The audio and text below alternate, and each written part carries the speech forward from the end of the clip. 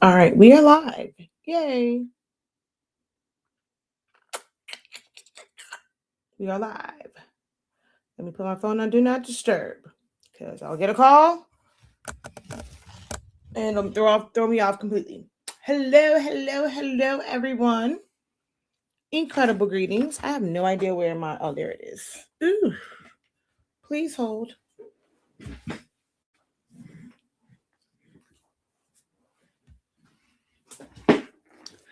All right.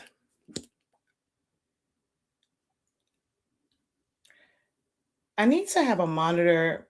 I want another monitor. I want to be able to see my playback right here in front of me because I'm always having to look off to the side to be able to see certain things. I need to change this to where I have a playback monitor right in front of me, like right where the camera is. That way I get to look at the camera, but I also get to see the playback and I get to see myself. I need to change that for 2026. I gotta change how that shows up. Alrighty. So let's get this all shared out. How you guys doing? Uh-oh. I need to change that for 2026. Hold on. Let's take the volume down. And then let's share it out. Share it out. Share it out. Share it out. Share it out.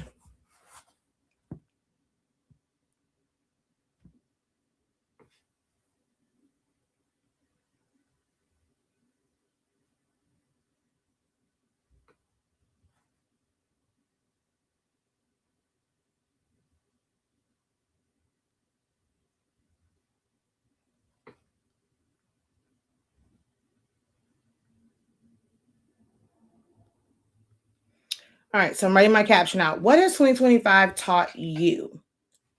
What did you discover about yourself,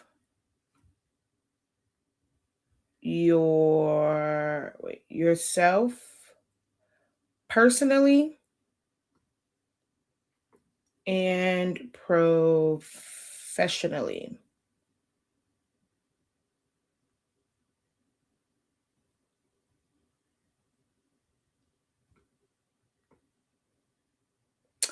Join me live as I talk about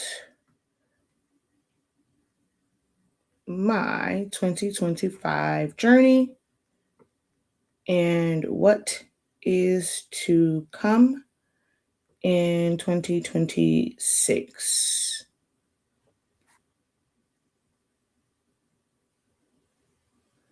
Copy.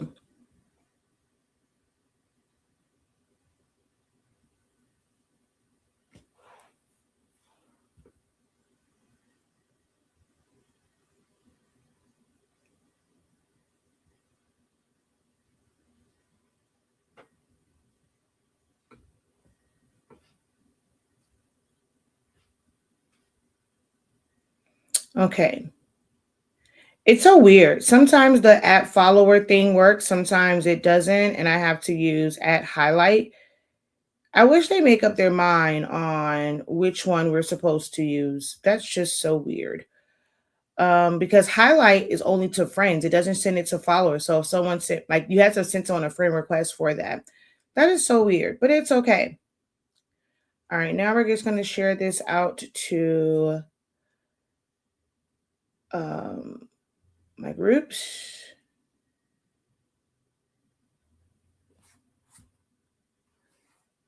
And if you feel like you want to share this to your group, hey, please do so. All right, so we are all shared out. There we go, there we go, there we go. Hello. Welcome in.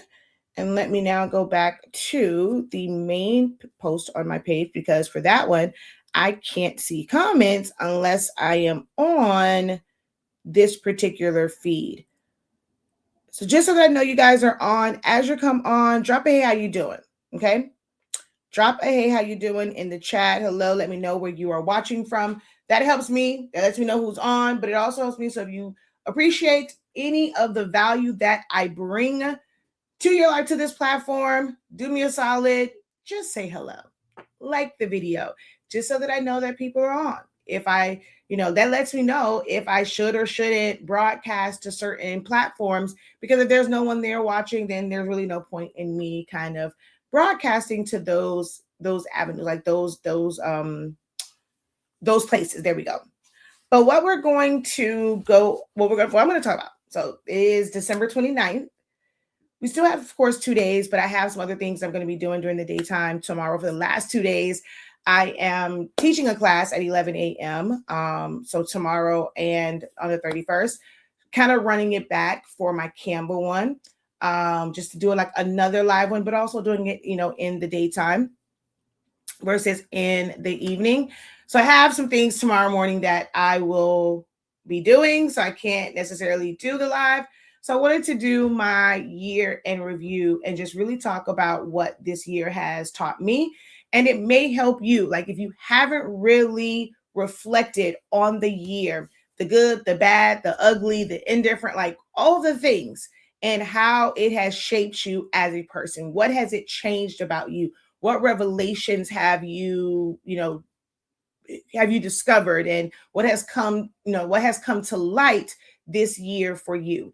This has been a year of a lot of reflection. This has been a prep year for me. Something that I have been doing for 10 years, which is teaching online to creatives. And in the way that I was doing it, I knew that this year it was coming to an end. Some people will say go cold turkey and just cut it off.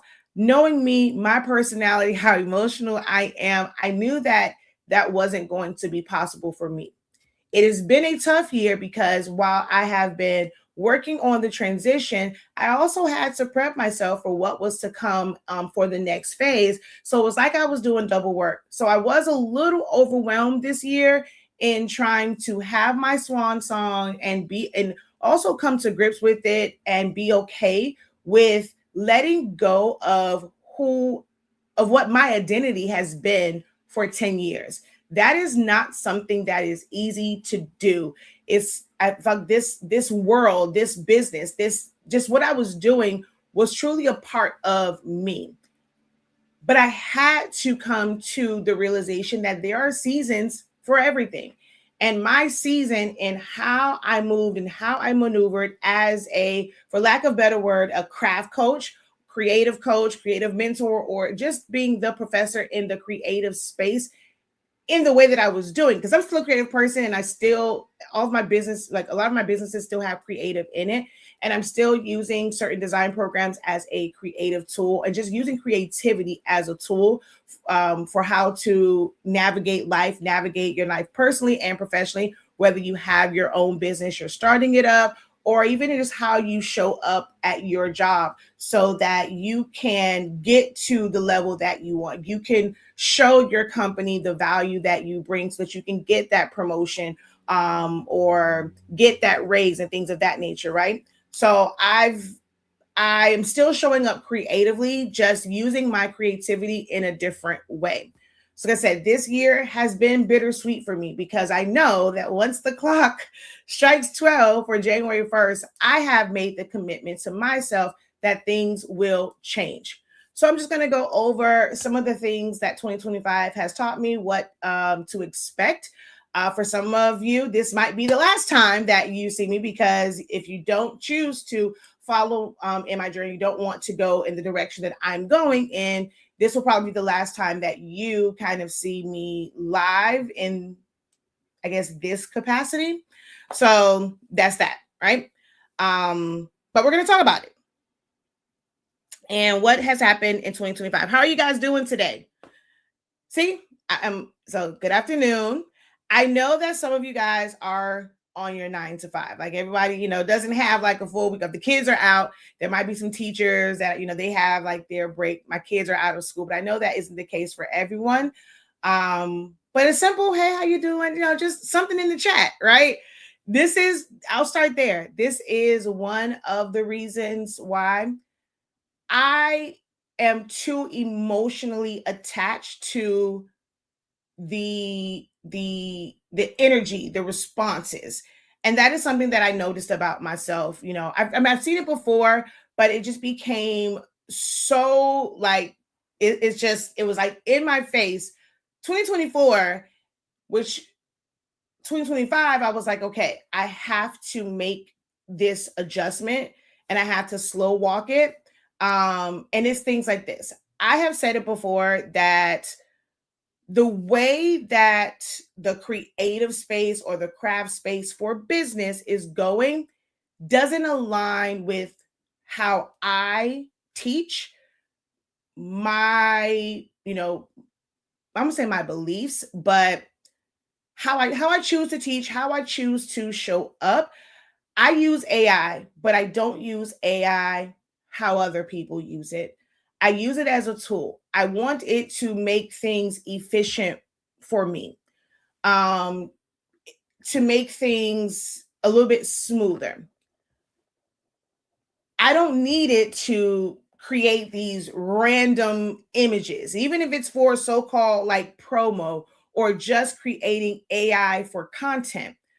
I can see AI being great for content, but like in business and the things I was doing, like making t-shirts or making tumblers, AI didn't work for me because I need more control.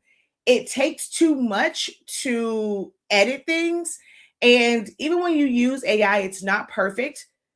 People always want some type of edit. It's really hard for AI to repeat what you have done and then just build on it.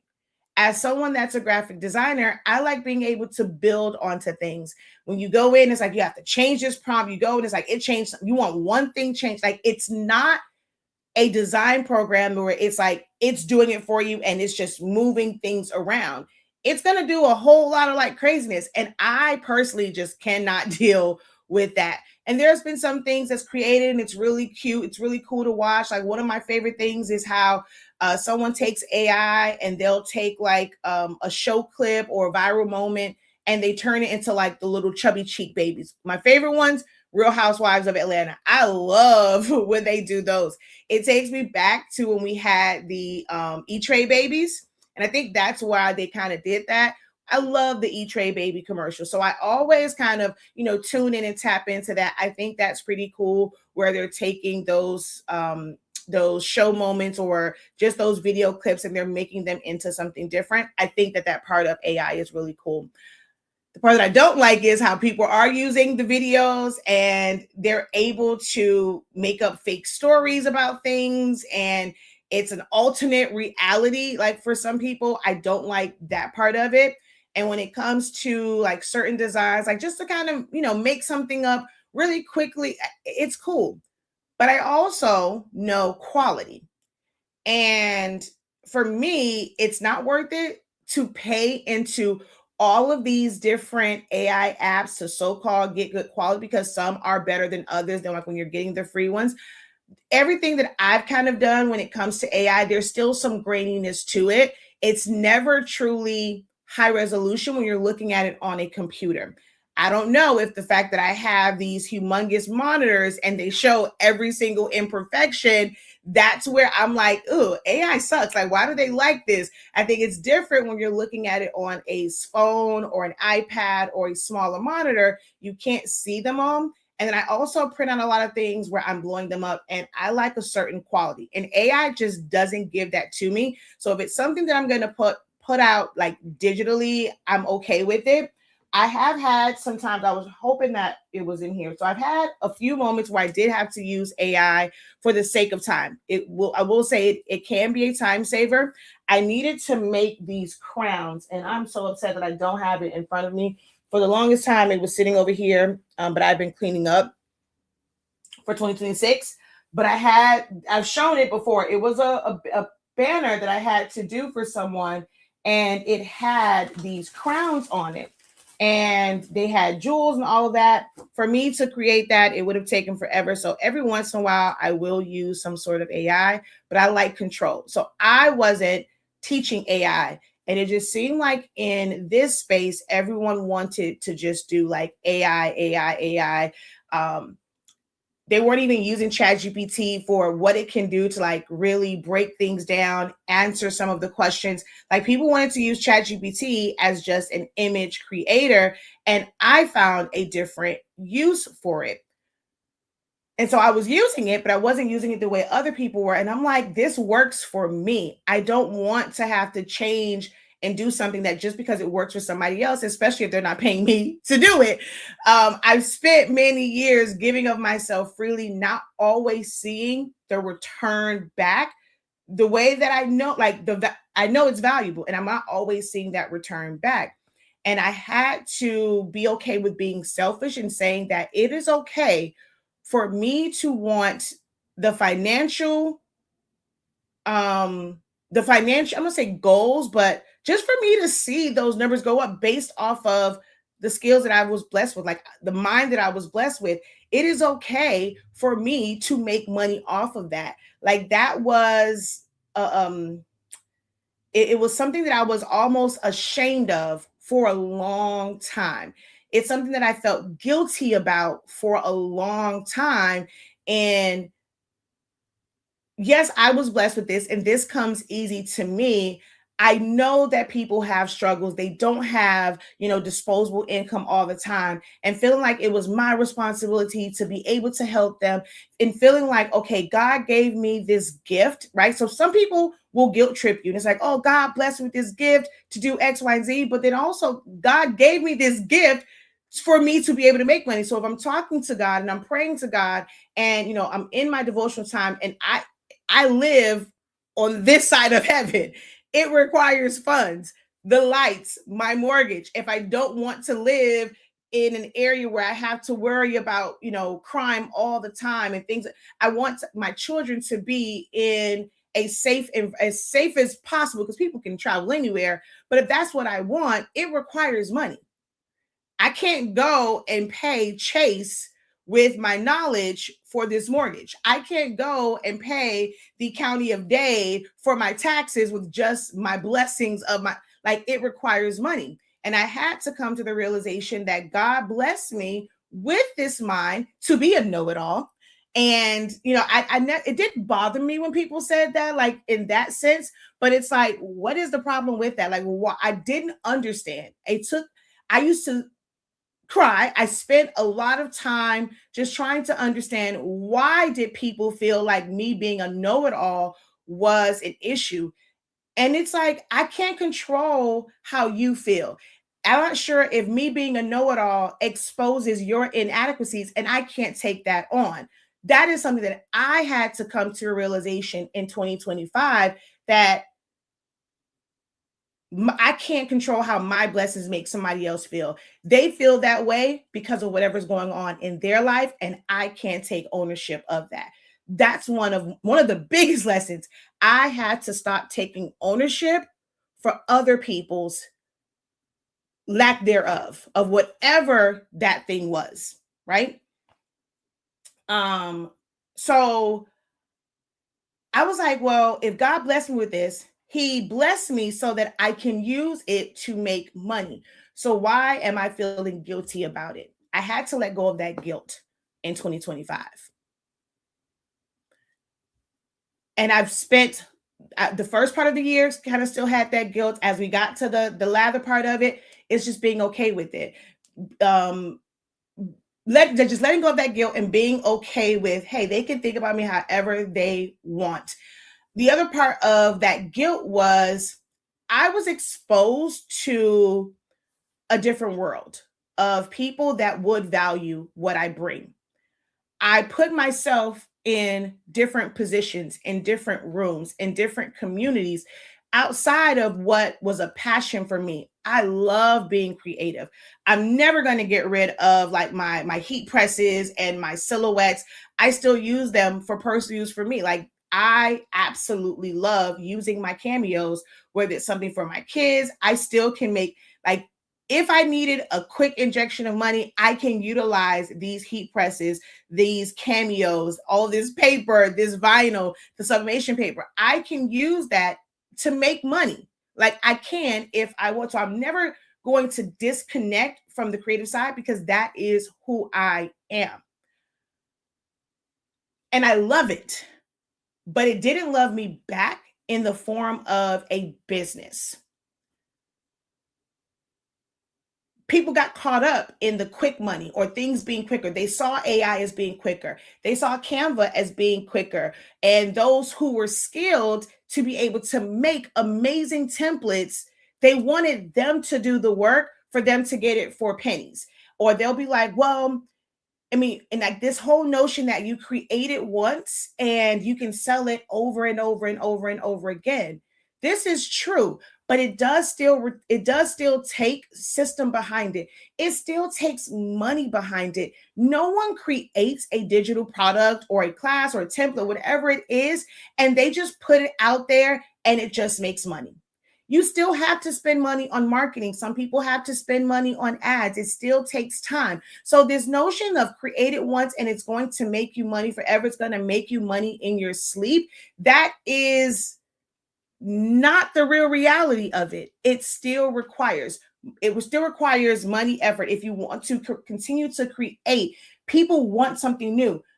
People get bored. Crafters and creatives, they get bored with things very easily, which is why like we just did a live video and they said that like, I get bored with this, so I have to add something new. They get bored, which means you as the creator have to constantly create things, and then you still have to promote the old thing so that it can make money. Then you have to promote the new thing. So now it's taking up so much time, and people don't realize in business, every second, every hour is valuable. Like that is revenue. Everything that you should be doing should be creating revenue for you.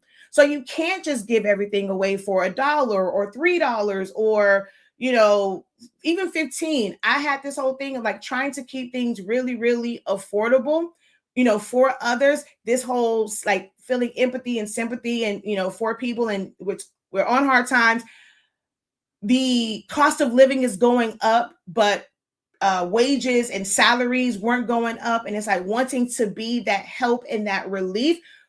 But the truth of the matter is, people weren't doing that for me. They could care less about my mortgage. They could care less about how much I had to pay in medication for my son. They could care less about my child needing money to be involved in school. I have a high schooler now. High school is expensive. I have to start planning and prepping for all of it. I live in Miami. Not sure if y'all have ever seen the viral videos of what prom is like. And I mean, senior breakfast.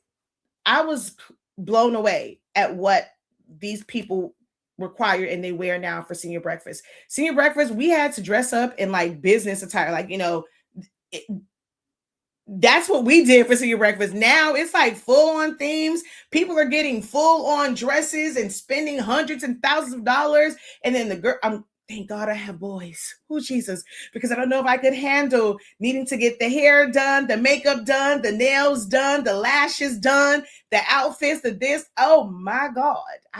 I used to want a daughter. I am very grateful for boys now. I am very grateful for boys. Oh my God, living in Miami with the way that they do senior year and all of these activities, I got to make sure that I am prepared. I always they just raise the bar. I'm like, I said like a couple years ago, I was like, I'm going to have to send my child to prom in a helicopter. Somebody did that. And it's like, what the hell is going on here? What is going on? But people don't care. They want what they want for them. So you have to keep doing things and you have to price it properly for the times that you are doing all of the admin things. You have to think about the fact that these well-oiled machines, these big corporations, they're charging what they charge because of how they're able to produce volume with ads and things of that nature. They have to pay out a lot of people. They're not doing this just by like one person. The CEO isn't the worker bee as well. So their prices have to be a certain place. This is why you go into arenas or movie theaters. The same water that you can go into a store and pay $4 for an entire case of 24, 30, whatever, they're charging that amount for one. almost double that for one. You go to some places, it's like $8. And it's like, for what? What am I paying this for? For water, for soda? Like, that is crazy. But they have to think about all of the things that they have to be able to pay. I know that world. When you go into, like, let's say an arena, the arena or that team doesn't own the concessions except for Dallas.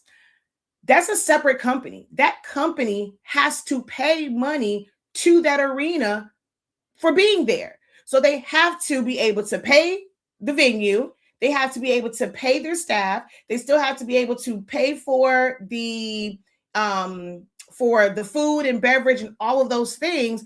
This is why it costs so much. Working in that space, I don't complain anymore. I always laugh when I see consumers like complain about what the prices are. But me working in that industry, I fully understand it. And I'm like, I get it. You got to pay what it is. If I don't want to pay it, I'm going to go to the store and try and smuggle it in if I don't want to pay it. Like, that's just what it is. But that's a story for another day. But that was my life before. Everything that I've done has taught me so many lessons. I've done the whole breakdown of all the jobs that I've had and how it helps me teach you guys and expose you to a different way of thinking, because most people that you learn from don't have these experiences. They haven't really worked in different sectors of the corporate world and had access to information at a higher level. But this year, I've been in places where they appreciate that knowledge. They appreciate like they're really about business, and they want to know about business. They want to know and learn from my experience in the places that I've been, because most people don't have that privilege to have that exposure and to be able to come with, like, this is what this $1 million, $1 billion industry, this is how they operate. And I'm like, whoa, they're appreciative over here. They show love. They pay for things. They tip. They send love offerings and thank you gifts. Even if I go and I'm like, I got some free time, I jump on a Zoom with them. Hey, what's your Cash App? Hey, what is your, you got Zelle, Cash App, whatever. I want to send you something. Just say thank you for your time. This has been amazing. And I'm like, oh, okay. And but I'm like, I've spent 10 years giving freely, and I can barely get people to like a video. What am I doing with my life? I allow people to make me feel like, oh, you just can't, you're not successful. You can't do it. Well, how can I say it? Like, that's on you. If you can't figure out like how to make money, like over here, and, oh, you're just saying this because, no, it's not that. It really was the environment. I'm not doing anything different than what I've done on these platforms for 10 years. And I take it to a different audience, a different group of people, and it is received so differently. This year has taught me that it wasn't me. There are some things that I did have to work on, and I did have to like make certain adjustments. But in the grand scheme of things, it wasn't me. It was the audience. It was the people that I was speaking to. It was me being stubborn and not wanting to look outside of that. When people tell me that I have to think bigger, I have to like look outside of like my way of thinking, I kept thinking that I had to conform to the way crafters think, conform to the way creatives think, those who use Photoshop for designs, or those who use like for party favors, those who use cutting machines, those who use in-home printers, that I had to change how I teach for them. Instead of, I can teach this way, I just need to teach it to a different audience. That is what 2025 taught me, that there was nothing wrong with Shakeya. There was something wrong with the people, like the audience and, the viewers that were watching. They were not ready. They are not ready for what I bring to the table. And that is okay. I had to be okay with, they prefer the teachings that somebody else, like whatever it is that they're teaching them, they feel like that is what's going to get them to the next level. And if that works for them, Shakeya, that's not your problem. That's not your problem. If that is their way, they may come around. There are so many things that I had to eventually come around to. I had to accept it. And it's like, all right, cool. Whenever they're ready and they need what I teach, I will be like, they can come. But gone are the days of me trying to conform to what other people felt like I should do. I shouldn't teach. Why are you still on beginners? I like how you teach, but I want to learn more. Well, hopefully, there is someone that is just as great as I am. I mean, I took it as a compliment. They want me to teach them the next level because they feel like there is no one that teaches that. But then I can't always show up how you want me to show up. I can show it to you. I can do the videos. I can break it down. But then when they're like, well, I want them in the evening. Like someone said yesterday in the live Zoom session that I have a son that's 14. Zanimani will start to get into activities. Activities for them happen when they are out of school. So if I want to be a present parent for my children and I want to show up to their events, I don't care if it's academic, if it's something in sports. If I want to show up for them, I can't do everything at night. Yes, I have a husband. Yes, their father lives with us. Like, he's in the home. They have another person in the home. They have a very supportive grandmother. My mother is she is the best grandmother ever. But they can have the entire world show up for them. But if mommy is not there, that's going to affect them.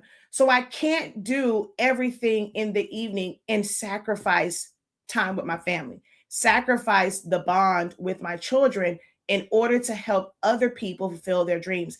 I can't try to control their discipline. And well, I work better if it's live and then you come live, but then you're still not doing anything with it. That's a slap in the face to me. I got tired of being slapped. Because if you are serious about it, if you are dedicated to learning, it doesn't matter if you watch the playback or you're there live. You will do what you need to do to better yourself. And I've always made it, there's always been an avenue to where when you have questions, I'm here to answer your questions when you have them. But I don't need to sacrifice my family in teaching in the evening for others. I've been able to teach in the daytime. I've been able to have more sessions in the day. And I'm like, whoa, there is a world of people who are available when my kids are in school. And I don't have little people screaming in the background where I don't have to go and say, oh, I'm sorry. And I'm like, I'm listening for crashes and bangs. And I look back at my videos and it just seems unprofessional, but it's like I work from home. And when I wasn't working from home and I had a separate space, I was missing out on so many things because I had to travel back and forth. 2025 taught me that it is okay to put me first.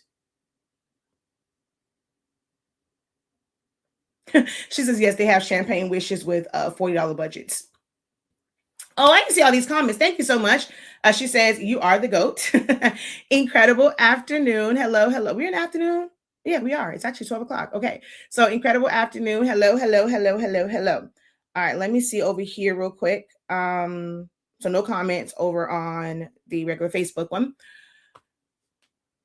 2025 exposed a lot of holes that I had in business. And as much as I am structured and I believe in systems, I was lacking in certain systems for myself. I learned that I am better at helping others in their business, which is why I started more consulting with clients where I can see holes and I do better. And this is crazy. I do better with helping other people. And then I realized for myself, I needed those outside eyes looking in to be able to help me because I couldn't see and really identify those holes and the places where I didn't have systems at, but I knew it, But the other issue with that was I don't get paid to fix my own mess. I can't pay myself to fix my own, like my own mess and to figure things out. I put so much emphasis, and I'm great at what I do because I'm getting paid for that. Like, when I really, buckle down, it's like, okay, yeah, you got to pay me. And I realize that I'm able to be paid to go in, and I can still have a business. I don't have to work for someone where I'm figuring it out, under their corporate umbrella. I can become a consultant. I get paid that consultant fee to go in and be able to help you see where there are holes at, help you see structure, because I look at everything in frameworks and structure and breaking it down.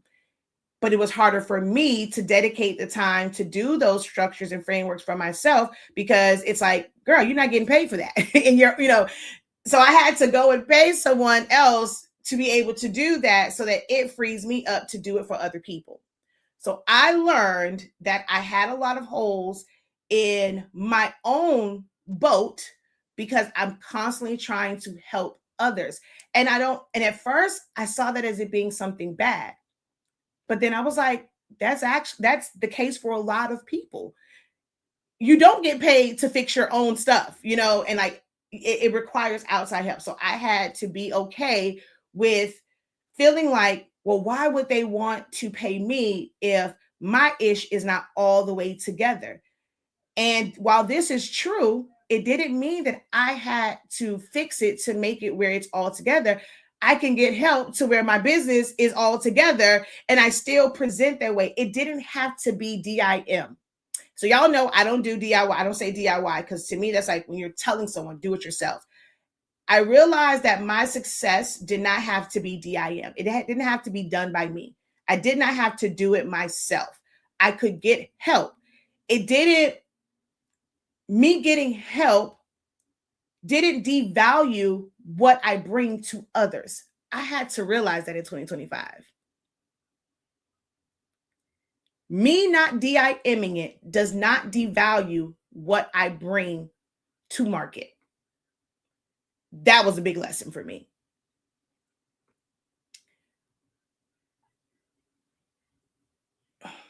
I was about to say, let's just move on to the next one. Okay. She says, I learned so much and look forward to the new journey. Thank you, thank you, thank you. I love the playbacks. And here's the thing. There's a good amount of people that do like the playbacks, but I can't tell because I'm not getting the feedback. I don't always see when they're watching it.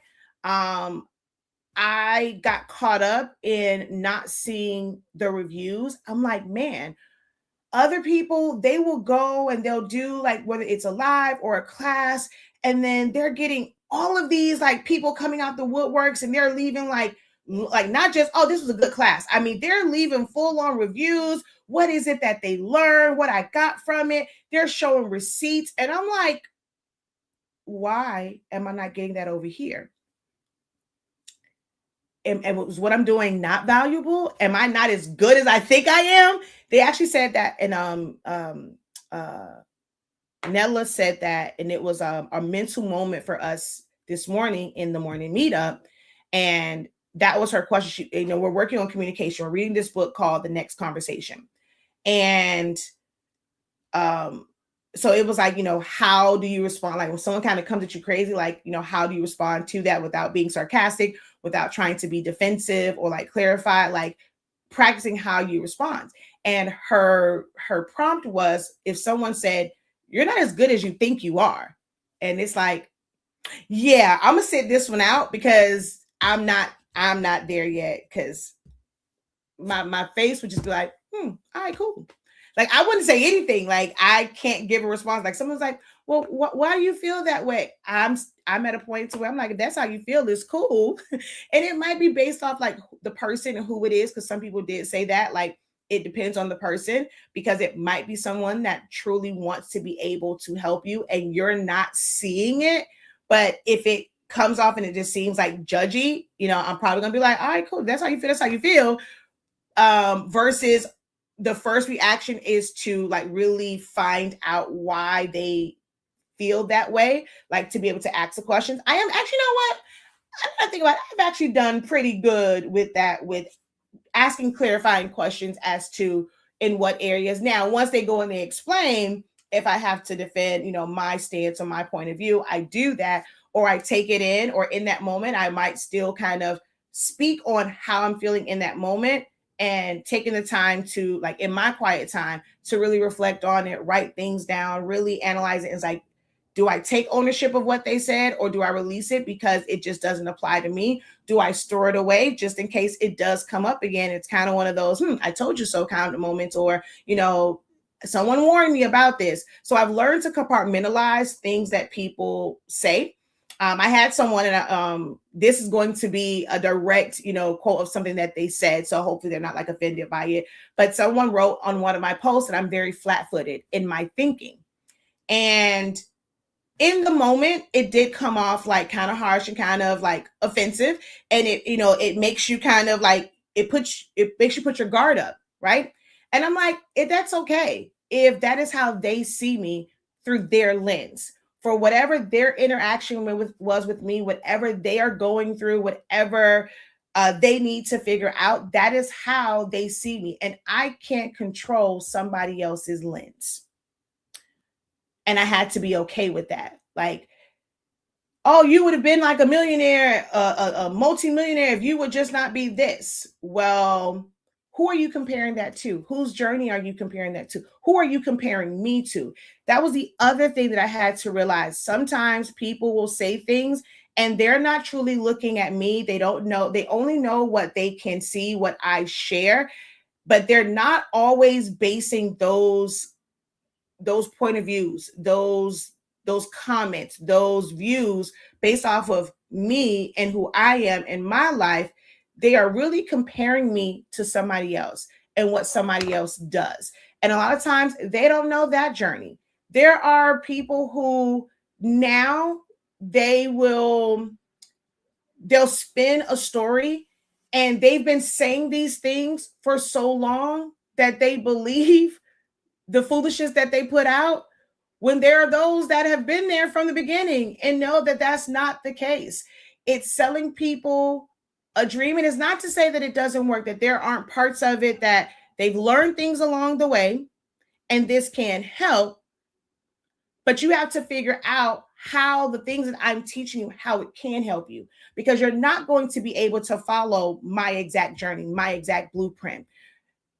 They don't expose how much help they got along the way.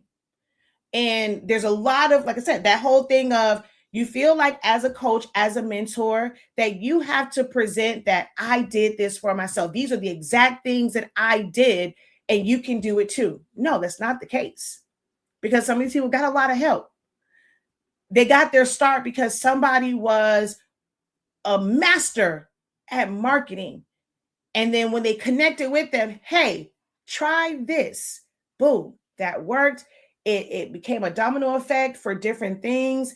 Other people were helping. Like, they're not doing it alone, but then they go and present as if all this success, these are all the things that I have done, and this is what made me successful. And that's not the case. I've decided, like, this year, I want to help people with systems.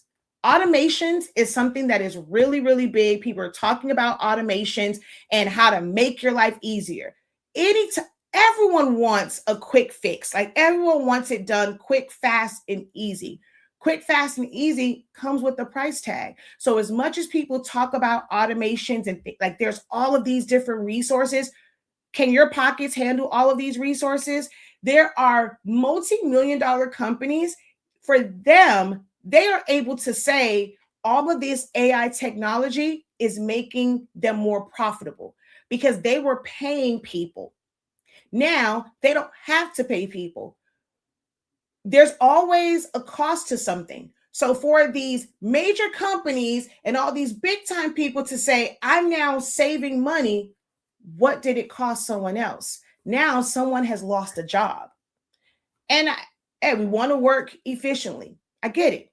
but that means someone has lost a job. And that is where they're seeing more money because they're able to use these AI tools that they're only paying 20, even if they're paying 50, even $100 per month for this AI tool, where they were paying someone else hundreds or thousands of dollars a month to do that same job.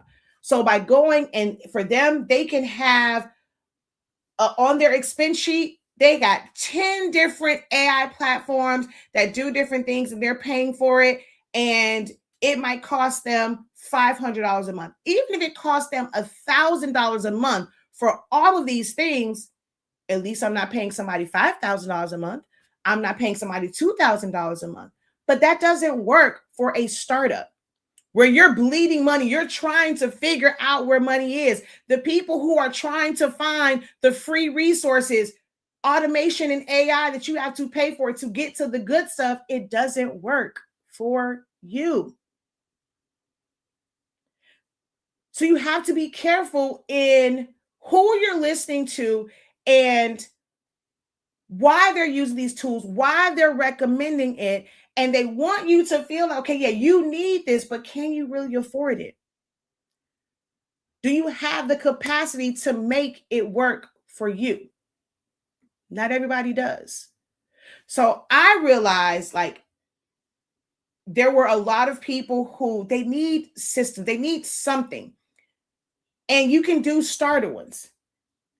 It might be an uphill battle to make people realize you need starter systems. You are not ready for what someone 26 years in is doing.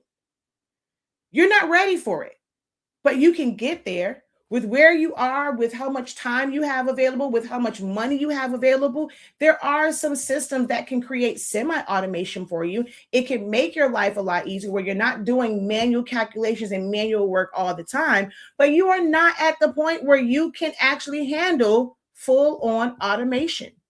The dedication that it takes to feed these things, because it's not just, okay, I'm gonna pay this and it's just gonna do it for me. It requires a lot of feeding. People talk about mini chat. Mini chat can be a great resource. There's all this like, oh yeah, you use that, they comment this, and then it's going to just give them the link. Like that's the best way for marketing. But you got to go in that back end and you have to create those triggers. You have to still know how someone might respond, how they're going to react. You have to go in, take the time to put in those triggers. You have to type it out. Not everything has voice memos. It still requires time. And however much time it takes you to set that back end up, where are you being compensated for that time at? Which goes back to how you price. There's so many different pricing models. You might need to learn about different pricing models to figure out which one works best for you, the area that you're in, who you're servicing, the items that you're selling. But people don't want, they just want someone to give them a list and say, this is how much you should charge. When they have never sold anything, they've been very transparent. I did not make any money doing this. Where I got my start from is selling the information to you.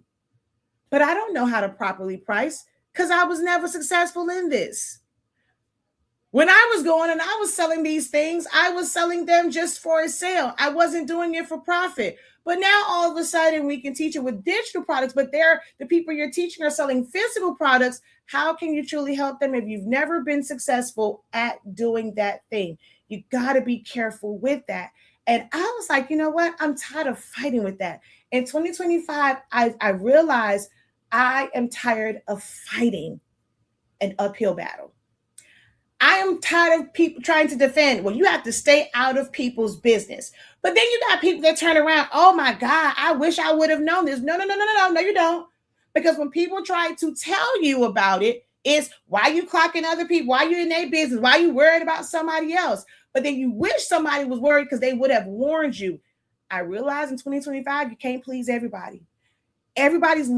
Most people are looking for something negative to say, or they're looking to say the opposition. Everybody wants to have something to say. And in 2026, I was like, I don't even care. I don't care. You can't please everyone. There's going to be some people that love it. There's going to be some people that don't. It doesn't matter what someone else does because there's going to be people, they resonate with that. They see themselves in that. They're showing them something. It's a mirror that, like, it's like, they feel like, okay, they're showing them themselves. It is a mirror. Well, guess what? When I looked into a mirror at the age of 2, at the age of 15, at the age of 21, at the age of 30, at the age of 40, and now 44, and next year 45. That mirror does not reflect back to me the same image. It shows me what is here and now, but things change. I am not who I am physically, mentally, emotionally as I was when I was a baby. But that baby can look at themselves in the mirror and they can see a reflection. And I don't see the person who I was last year when I look into a mirror. I don't always see myself. I may see certain parts of it, and learning to take the parts that apply to me, not even the parts that apply to me, the parts that I am ready to apply to me, the parts that I have the capacity to apply to my life, taking those things and working with them and working from them and building on them. 2025 taught me to not feel like I have to make applicable everything that I'm exposed to. People want to make you feel like because they give you their opinion, because they're teaching a class, if you don't accept their way of thinking, you're not coachable. But I've learned to stand in my strength, and I know what works for me and what doesn't. Just because it worked for you and your setup and your business and your life, it doesn't work for me. I recognize where I went wrong at in so many things, not being willing to travel. Especially when COVID was around, there were so many people, they were showing up, and they ended up, I was blessed to where we didn't get COVID until like at the end of it. And it was, we let my son play basketball, and it was some folks, and as much as we try to mask up, we're always wearing masks, but MJ had to be on that court. He ended up with COVID and then brought it home. But luckily we didn't get like really, really sick. And this was like literally at the tail end. But we were able to survive like the bad part of COVID without being like fully exposed, because we didn't go out. We didn't put ourselves at unnecessary risk and getting sick and things of that nature. And I was okay with that. I have a kid that has epilepsy. He has regular seizures. To have febrile seizures on top of that, I don't know what would happen. I watched celebrities where they are passing away from epilepsy. So it's like sudden death caused by epilepsy. It's something like that or whatever. I can't put my child at risk like that. So the moves that other people were able to make, I could not make those. And I was okay with it. Like, people tried to make me feel bad about it. Well, you're not doing this. You're not doing in person. You're not traveling. You're not doing this. And I'm like, so it's a bad thing that I like being here for my kids. Now this year, I'm gonna tell you, my motto is F them kids. I love them. But I'm at a place now where I know that I put enough into my children. I'm not going to have as much mommy guilt. And if I need to travel, I will. I know that my kids want to travel, but you're also in school. You're not homeschool. I cannot homeschool. I don't think I will be the first to admit I like that break. It allows me to do certain things. I don't think that I could teach my children. My son, I have to teach my son anyway, my 7-year-old, because of his epilepsy, because of the way like he was growth restricted, all these different medical things. It affects how he retains things. He's smart as hell, but it affects how he retains things. And in helping him and developing things, he's so used to mommy that me trying to be the one to always help him, it gets frustrating sometimes. So I know that I can't do the homeschool thing. Like I just cannot. I am very appreciative of teachers. If I was able to pay them more, like even out of my own pocket for my kids' teachers, I would give them the biggest bonus in the world. I have learned, as much as gifts are nice and, we want to give these like gifts and stuff to teach, I know like they kind of frown upon it. I know that teachers spend a lot of their own money out to do certain things and they're not getting paid enough. My sister's a teacher. I'd rather give a teacher money. I don't care if it's $50, $100. One of these days, I pray that I will be able to bless all of my kids' teachers. Now, high school is a little bit different. MJ got 8 of them teachers. Zion Money only got 2. Well, if you count like the specials, but 2 main teachers. But if I could, I would go and give them a bonus because I'm very appreciative of teachers. And I hate the fact that they don't get paid enough to deal with that many kids and to be able to shape them. And then people want to blame them when their child doesn't do something. It's so many parents is like, well, that's your job. You're supposed to do this.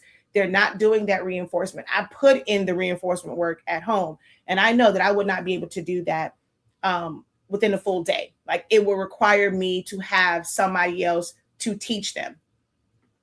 So I'm like, whether it's somebody homeschooling teaching them or if they're in school, even if you homeschool and they're traveling with me, but then guess what? They don't get that interaction with other kids. My son, he loves his friends. He loves being able to do with them. If I had them just traveling with me, my children wouldn't like that. They want to see places, but that's when we plan it for when they have breaks in school, when they have breaks in the summer. We didn't do anything this like winter break or whatever, but next year we have plans to be able to do something for the winter break. And I have to be like, okay with that. And hey, if I have to travel, I have to travel. I'm going to Atlanta. As soon as I go back to school on the 5th, I'm going to Atlanta on the 8th for a meetup and a training there.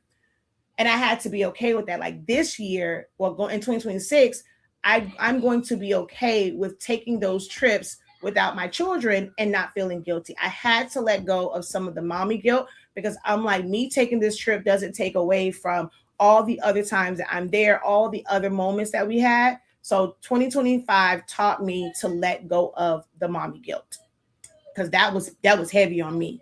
All the mommy guilt was heavy for me. But I learned from it, and I'm going to move differently in 2026. She says, I work overnight, so it's easier for me. Okay. She says, hey man, tell the whole story.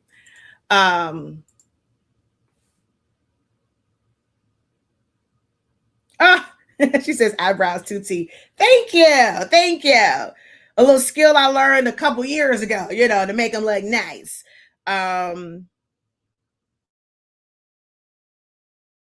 I only wish I wasn't such a slow learner. And that this brings me to another point, right?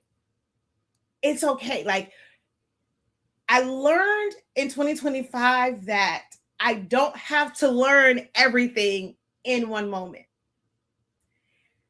I learned to not live life as if I'm going to pass away the next day. It's like, well, I don't have time for this. Like, I have to learn it all now because life isn't promised. And if it's not promised, all the information that I learned, even if I learned it all in one day, I now realize my people say God forbid, but if that's God, we can't say God forbid, but then also say God's will.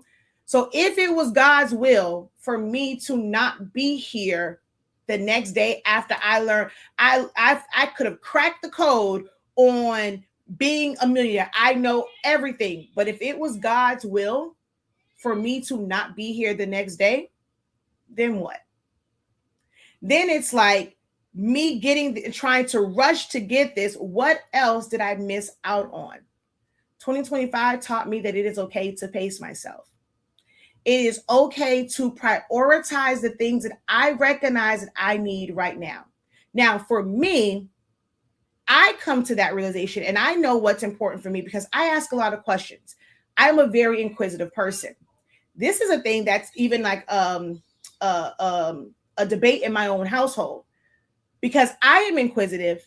I ask questions. I question everything. My children do the same thing.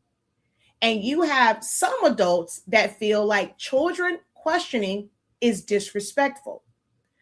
How can I say that's disrespectful when that is who I am as well? My children are me. Them boys, they are me. They question. My cousin is on. She knows that little one, his mouth is like mine. It probably a little bit worse. I think God gave him a little double dose of having no filter. and he say what the hell he want to say. Oh Lord, now that little boy, too, there's Animani. He's so precious. Him so precious. Him so precious, Jesus. Him so precious. He's so precious. But baby, but I can't expect it to be where like this notion that you can't question things until you're an adult. I can't take offense to like if I want them to be those that I want you to question things, because I feel like if you start to question it, it'll keep you from making bad decisions. Like you're going to really think about certain things. I can't want them to be inquisitive about some things and not the other. I have to take the good with the bad. And it's on me and how I react to that. Now, if I got to repeat myself too many times, like that's an issue. Like if I've already said no, I ain't gonna change my mind in that moment. I might change my mind later if you let me think about it and reflect on it. But what I'm not going to do is change my mind in that moment. So if you don't want me to get upset, I'm going to need you to stop asking me that. That is the understanding that we had to come to. No might be a no right now. Let me think about it. Let me figure it out. Happened with my son when it comes to him going somewhere for New Year's Eve.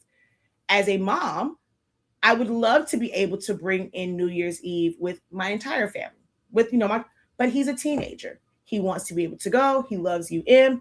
They chose to put this game on New Year's Eve, starting at 7:30. Hopefully it's done. I don't know if the game is going to go into overtime and third to where I may not be able to have him home with me to bring in the new year.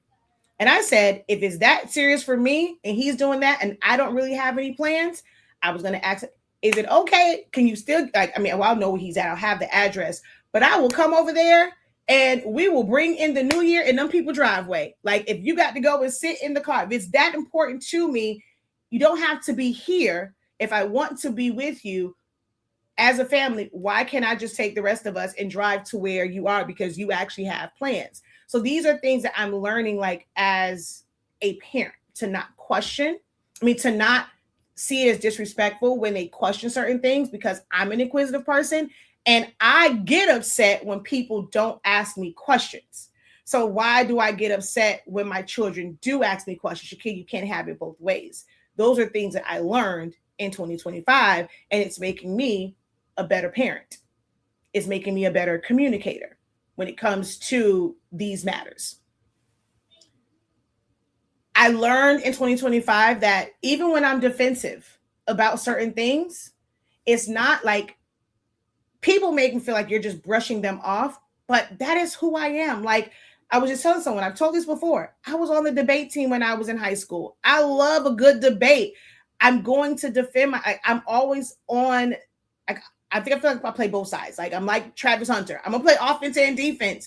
Like I'm gonna try and do certain things to set the tone, but when push comes to shove, I'm also going to defend myself. I'm going to share my point of view. I'm not that person that's just going to accept someone's point of view because I've never been a follower. I've always been a leader. I am teachable. I can accept what you're saying, and I can either accept to agree to disagree or maybe take bits and pieces of it. I had to learn that it is okay for me to accept bits and pieces of what someone says as truths and be okay with leaving it and not feeling like I'm not coachable or, I'm not, I don't take constructive criticism well. I don't have to take all of your criticism to value it and what you have to bring to the table. Because that was very stressful for me. It was causing a lot of emotional breakdowns for me where I was allowing that notion that if I don't take someone's criticism, that I'm in the wrong. If I defended myself, I'm wrong, that I don't listen. It's not that. Like, I don't have to take everything that someone says. Natural born leader and not follower. So that's always going to be my first instinct, is to defend and to lead. But also with being a leader, it is like in certain spaces, being a leader, you also have to be willing to listen. But I'm also learning that sometimes when I just listen, I don't say anything. Some people take that as offensive. I don't. it's like I want people to learn with me. You can't have it both ways. You can't want me to respond how you want me to respond. I had to learn to be okay with that in 2025 and going into 2026. So if someone is saying something that, hey, it's hitting me kind of hard, if I'm quiet, allow me to be quiet. And when I can speak without my emotions flaring up, are you open to listening to me and having this conversation when it's convenient for me, not always when it's convenient for you? I've learned that I put other people's comfortability and what makes them comfortable and what's convenient for them. I put that first. Even in my classes, I stretch myself thin. I have to be up at 6 o'clock in the morning to be able to get my teenager out of the door, get my 7-year-old ready for school. I have to go throughout the day. I have to do homework. I have to do bedtime. I have to still, it's a lot of things that I have to do. And then I have to go and teach a class in the evening because it is what was convenient for others, but not always convenient for me. I'm burnt out. I'm stressed out. It's causing migraines. I had to learn in 2025 that I don't have to make everybody comfortable. I don't have to work for the convenience of others. There's a balance to it, but I'm okay with it. I have to figure that out. So to wrap this up, I'm going to share with you guys, how they say, new year, new me. I've even changed that because I don't need to be a new version of me. I need to have clear, defined intentions. I need to set what the priority is and what it is that I want to be able to do. So I shared part of it in the morning meetup. I put it in the chat, and I'm going to share with you guys like some of the things that I wrote on there. Let me go and find it. Let's go over here. And then actually I'll go, you know what? I'll go because I wrote it over here. I'm going to go through the full list. Ooh, excuse me. Wow. So some of the things I wrote in there is, instead of just like people say like new year, it's new year, I got new boundaries. New year, I was like new systems, new year, new year, new me. So I wrote a couple of them that I wrote that applied to the room at the time was new year, stricter boundaries. Because I had none when it came to crafters. I let people run all over me. I had no boundaries. So new year, stricter boundaries. New year, structure, but points in it to where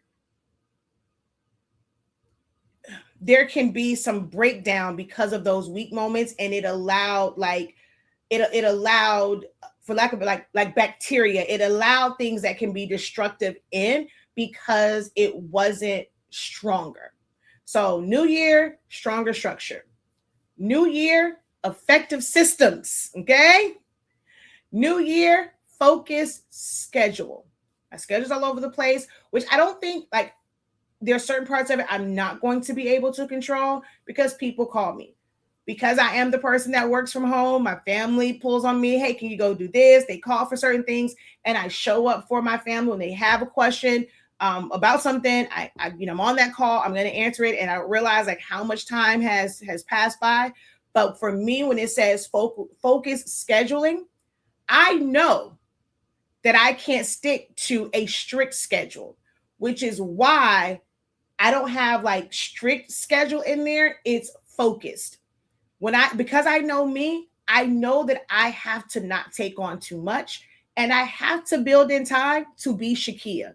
Shakeya wants to over-explain. Shakeya likes conversation. Shakeya likes talking to her, that, whether it's my friends, my family, I like just having conversations, and that can take away from things that I have to like really be focused on. So I build in basically Shakeya time.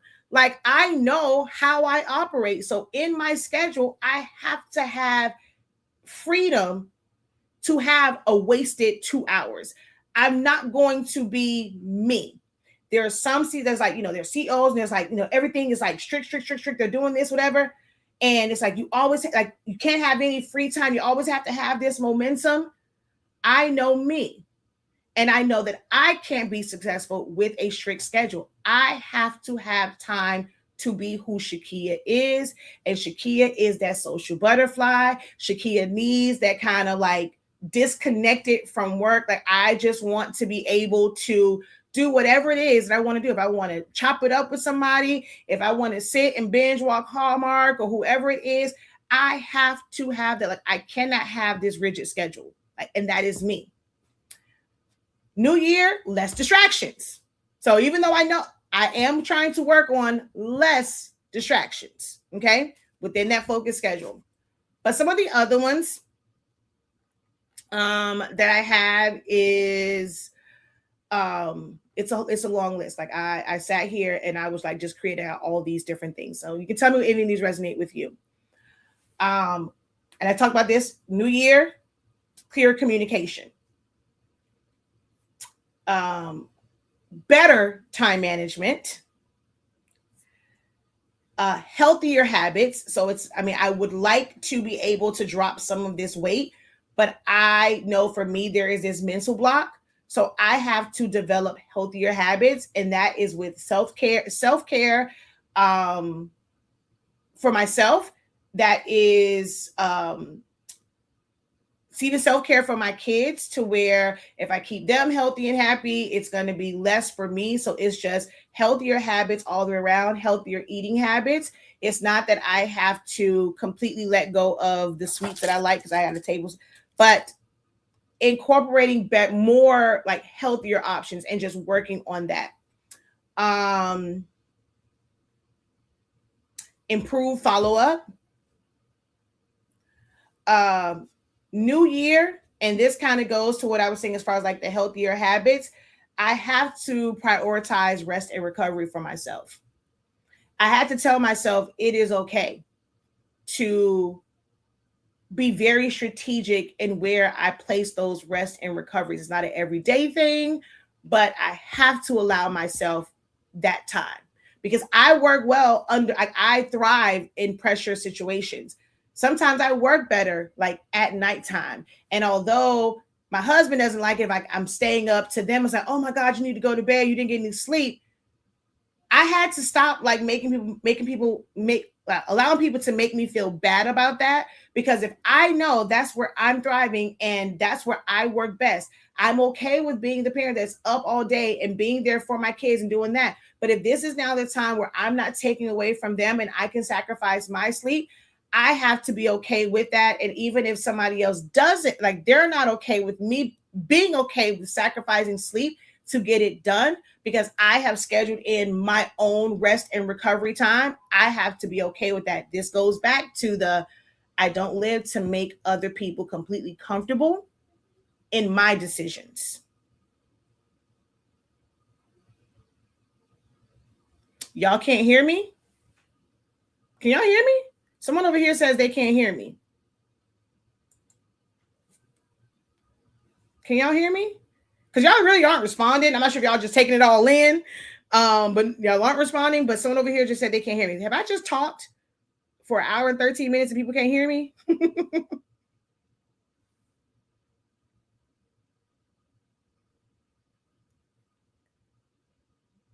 Okay, the sound is fine. Nope, loud and clear. You can hear me. You can hear me. All right, cool. New year, I know for me, I need stronger accountability. And I was writing the other day and I realized I don't have accountability partners. I have people that I hold accountable, and I'm an accountability person too, but there's not a lot of reciprocation. I realize that too many people see me as the strong person, and because of how they don't see the softer side, the vulnerable side, and see that I also need people to kind of check up on me and just kind of make sure that I'm doing what I need to do. I only have a few, I won't say I don't have any. I have a few people actually, you know what? Woo, ow. But that hurt. Ow. I just realized something. it is okay if the people that I am accountable to don't hold me accountable, because I actually do have accountability partners. Like, I do have people that hold me accountable. I actually need to change that. And I'm going to go back in my journal and write that. That's just something that was just put into me, because I do have those that will check on me, but it's like, sometimes you're like, well, shoot, I call and I check up on this person and I do this and I do that. And it is, I realize it's an overcompensation. I lost a few friends in the past couple of years because I was not following up with them so much, because I was working on building business and being an entrepreneur. Like, I'm not like a 9 to 5. So my focus was in other places. And I lost those friends because I was not following up. And I know for them, I guess they probably felt like they were always calling me, and things like that.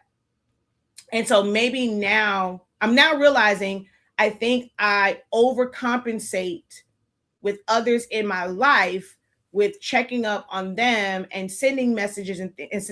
It's like overcompensation, because I don't want to experience that again, with like losing people because I didn't check up on them. But I will say, like, I wrote in my journal because I was starting to feel a certain type of way that people were not kind of like, even if it's like, hey, are you good? You cool or whatever? Like, just that quick, like, little checkup. And I wasn't getting that. And it was like, it was bothering me. Like, I guess from certain people, you know. So I'm always, even when I trauma dump on folks, I try to make sure that I'm conscious and saying, you know what, my bad. I don't mean to trump all my stuff on you. Like, how's your day going? What was up with you? Like, do you have something you want to share? Because it was just a lot like, this past year has been a lot. And I'm grateful for everybody that's allowed me to trauma dump on them, because it has been a trying year. So I'm going to actually go and redo that one, as far as like, right, like that being an issue for me, as far as others not checking or just holding me accountable. I do want people to hold me more accountable to the things that I need to do. And I have a few that do that they do that. But I guess I was looking for those who I hold accountable for so many different, not just in business, like just like a lot of different things, like in life, like whether it's family, friends, in business or whatever. Like, I'll check up on them, like, people I've met, even like in the morning meetup, and like I'll hear them say something, I'll go find them like on Instagram, and like I'll send like a quick message, hey, did you get that or whatever? Do you need any? Like, I'm always doing that for others. But I guess because I present as a know-it-all, people don't feel like they have to do that for me. But I have to be okay with that.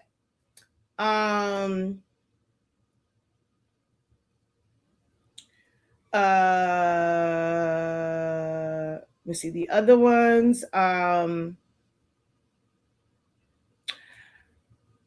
my business and set up, like, I think I'm great. I don't think. I know that I am great what I do. I provide a lot of value. I am able, based on my experience and what I know, I am someone that can truly help transform someone's thinking, their mindset. I introduce new ideas, new concepts that their brain just does not tap into. That is my superpower. I know this. But when it comes to business and people understanding what value I bring, I needed clearer offer, like structure and suites. Like, I had to really compartmentalize them. So that was the thing for me, was new year, but I need clear offer suites and clear offers. I have to work on that. In the new year, being more intentional with measuring my progress, not just the motion and like going through it and feeling like, okay, I have to be doing all these things. Like, but what type of progress am I going to get? So I'm being very intentional about that in 2026.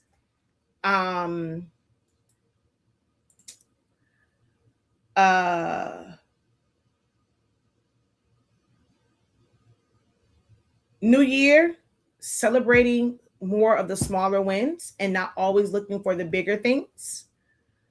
In 2026, what someone said, like when it's okay to not do everything all at once. Like it's okay to move slow.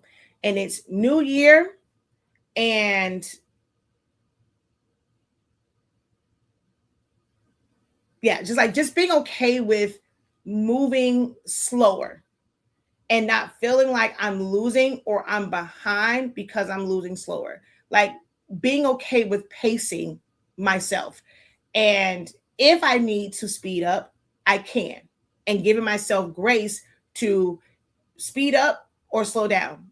How I when I was in the Air Force and we were in basic training, not basic, well, tech school, you have different phases. So like I was in tech school for like 9 months, and you have different phases. Like, when you're in phase one, you have to be in your, your BDUs, or it's like some type of uniform all the time.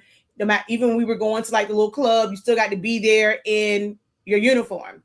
You have certain curfews. And then how you phased up was we ran the 2 miles, and you had to finish it within a certain amount of time. Now you got the ones, they want to go all out, and they want to run, they want to sprint, they want to go, they want to beat certain times. I don't care if I was the first one in or the last one in at that time. We both about to be on the same phase. Like we didn't get a cookie. You didn't get anything extra breaking this record. So I used to be like, why am I pushing myself like for this?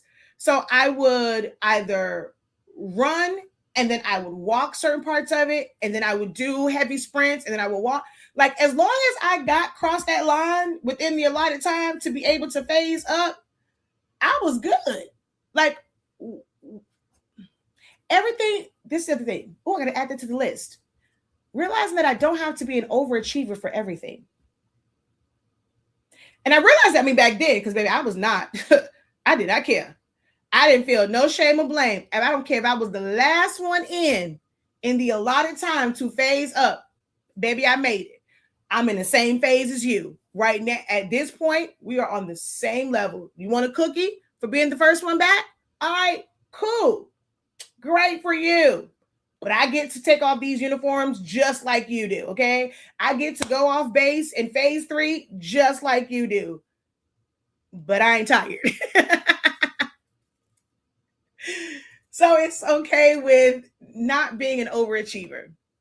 I used to cry about that because I wanted to be an overachiever. I wanted to be the best instructor, the best creative mentor. And when I wasn't like seeing the results and I wasn't seeing the responses, because I wasn't like some people where I was offering incentives in my mind. If you got something from it, why do I have to give you an additional incentive in order for you to give me a review? I get that you pay, like, especially when it's free things, but when they pay for it, I get it. Okay, I pay for this service. I don't owe you anything. But at least come back and let me know if it helped you. Like, if it's not a review to the world, like being willing to take the time to come back and say, you know what? This class helped me so much. This is what I was able to do. Because without that, I don't know if what I'm doing is a waste of my time. Like, is it actually helping people? I was an emotional wreck behind that in 2025. Emotional wreck because I wasn't seeing the fruits of my labor. Like, I know how to do these things, but with teaching it, if I'm not seeing the results, no one's come back and telling me what they've learned, I'm sitting here like, am I wasting my time? I'm like questioning God. Why did you make me this way? Why did you give me this gift if it's not helping people? Like, I'm still, that part I'm still trying to figure out. How do I go and find out if what I am doing, whether it's a paid class or free class, how do I gauge if it's actually resonating, if it's actually helping people? Because for me, I see other people, they have all this engagement. People are responding back. I'm in communities where I'm like, yo, people actually act like they raise their hands. They ask questions. They leave reviews. They are in the chat. Like the chat is going off. It's hard to keep up with the chat. This happens, because in my world it doesn't. And then it was like, well, Do I continue to get upset with not seeing it in my world, or do I change where I show up at? That is why I said 2025 was my swan song. I love my product line. Could I give it all away? I could, but yeah, I just refuse to. Um, there are some things that will just be a loss, in the amount of paper and ink and stuff that we have, and I had to be okay with that. I had to be okay that was a good ride with honestly speaking, and not feel like it wasn't a failure because it was successful when it was. I don't have the capacity to continue to push it. And I did not have anyone. I put out so many calls to those who, and it wasn't like I wanted people to do it for free. I was willing to compensate, but I put it out there for those to be brand ambassadors to push the product line forward. If you liked it and all these different things, to push it forward, and no one responded to the call. So I'm like, I don't have the capacity to continue to push, honestly speaking. So I had to be okay with giving it up. And just, or not say like giving up, but it's not a priority for me. If someone buys it, cool, but it's not where I'm looking to really make money from, because I don't have the capacity. I couldn't keep doing shirt after shirt, tumbler after tumbler, showing the same exact things. Oh, because it really ain't rock. It's a great product. If you want it, you want it, you need it, come buy it. But everybody wants, like, they want it quicker from, I can't compete with Amazon. I don't have distribution centers in your city to where you can get it the next day, or you can get it in 2 days. Like, I don't have that. I don't have this infrastructure where even if it's in California, I'm going to send stuff anyway, so you can get it in 2 days. I'm going to put it on a plane. It's going to come to Florida and be at this distribution center. And we have all these different employees that can go, and I can't compete with Amazon. All I can do is provide great service. You order it, I ship it to you, and hope and pray that USPS or UPS gets it to you in a timely manner. So we try to do our parts where you put that order in. We do our best to process it so that you can get it. Now, it's up to you what you want to pay for it. I don't have a structure where you can pay me $50 a year, $100 a year to get Prime. I can't compete with that. I had to be okay with that. But I also have to be okay with, y'all have to do what's right for your pockets and for your business. So if it means going to these other companies or going to Amazon to be able to go get your supplies, I had to be okay with that and know that, honestly speaking's product line just wouldn't be what it was a few years ago. And it is okay for me to move on. Listening to very successful people talk about they've had ventures that it phased out, that business is no longer valuable for them. And if they can do it, why am I ashamed that it's no longer working? Like, that was shame for me. I was just so down and so depressed about it. And I was like, well, if this failed, they're going to think that everything else that I'm teaching, oh, she can't know what she's talking about if she can't make this product line like be successful from now until forever. I had to let go of that in 2025 because it's not me. The product's there. I showed up, I showed it, but there's only so much that I can do. And from what I saw, it wasn't smart for me to put certain efforts and funds behind it if people were still showing me it doesn't matter how great your product is. It doesn't matter that you are one of the only people that sell, like some of these other ones, they're not providing actual help, and that didn't matter. It was certain things that mattered to people when they were buying it, and I couldn't provide that. So I had to be okay with that and know that, honestly speaking, is just not where we're going to make money from in our business, and being okay with transitioning and pivoting for that. So 2025 taught me to let go of, honestly speaking, but not feel like I'm a failure in letting it go. What's his name? Kev on Stage, Successful Failures. And, he has his podcast, Not My Best Moment. And then hearing successful people on there and knowing that they've had some things that were not their best moment. So if it's okay for them, why is it not for me? And I know that it was because with most of them, they have boundaries in place. People don't know every part of what they're doing. But with me as a smaller business and coming up, people had too much access to me. People felt like they know me because I'm very personable with them. Like I was, I'm sitting down with you like eye to eye. Whereas some of these other ones, like only certain people get to sit down with them eye to eye. Everyone else is just kind of truly looking at from the outside in. I let people in too much to where I allow myself to be affected by the potential judgment. But now I'm like, it's cool. No, it doesn't honestly speaking, doesn't make me money anymore like that. We might get 1 or 2 sales. Like it's not that thing that is keeping money on, food in our mortgage paid is not the thing that's keeping money coming in. There are now other things. And I had to be okay with that. Just because that one thing didn't work out doesn't mean that Shakeya as a whole and what I bring, like it's not valuable and I'm not successful. I had to come to grips with that in 2025. I don't believe in the word pivot. So I don't really do the word like pivot per se.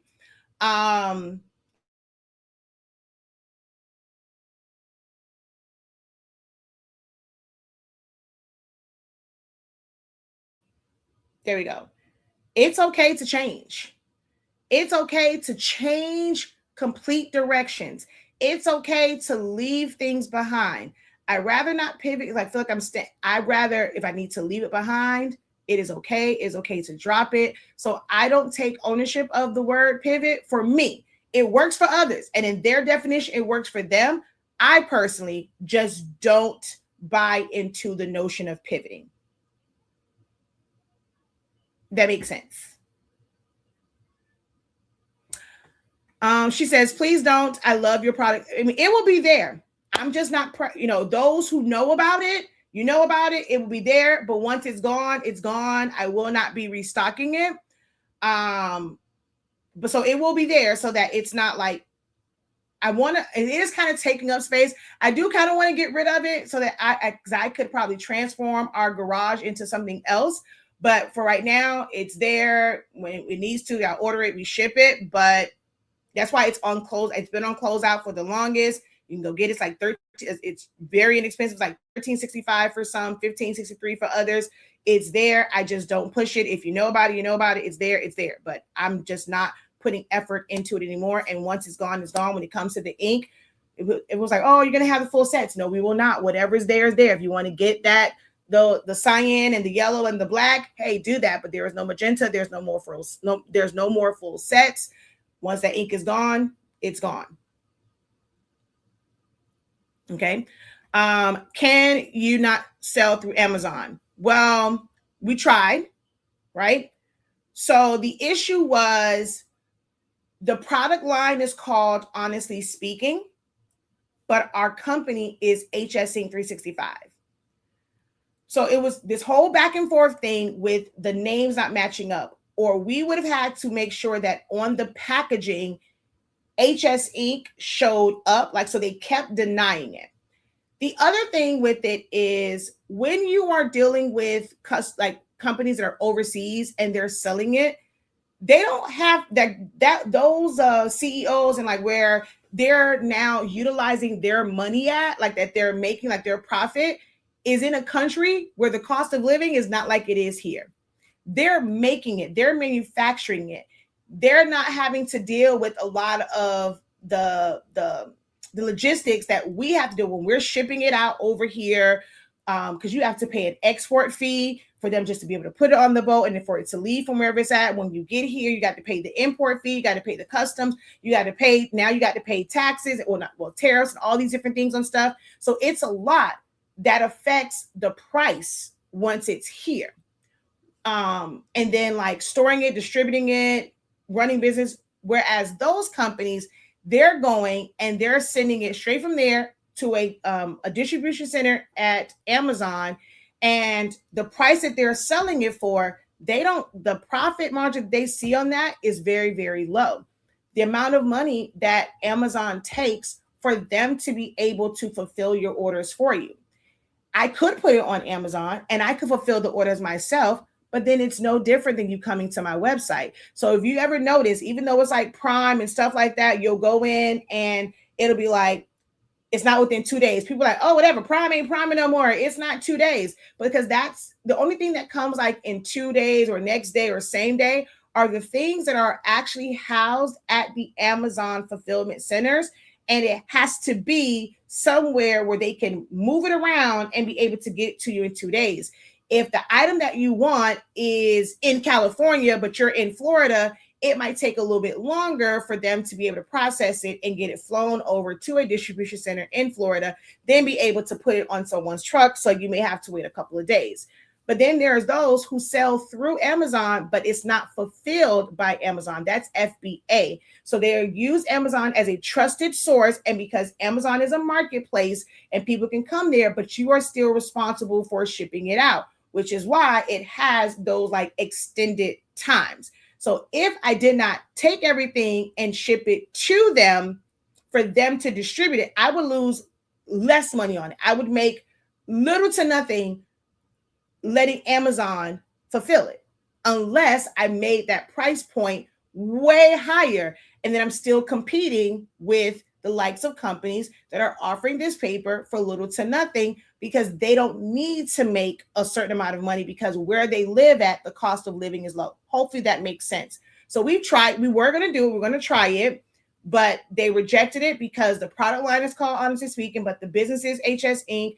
And then we had to do we had to change the packaging or put new stickers. So to go through all that, if we wanted it to go to Amazon to sell it, we would have had to open up all these boxes, put this new sticker on everything. It wasn't worth it. It wasn't worth it. So that's why we can't really sell it through Amazon.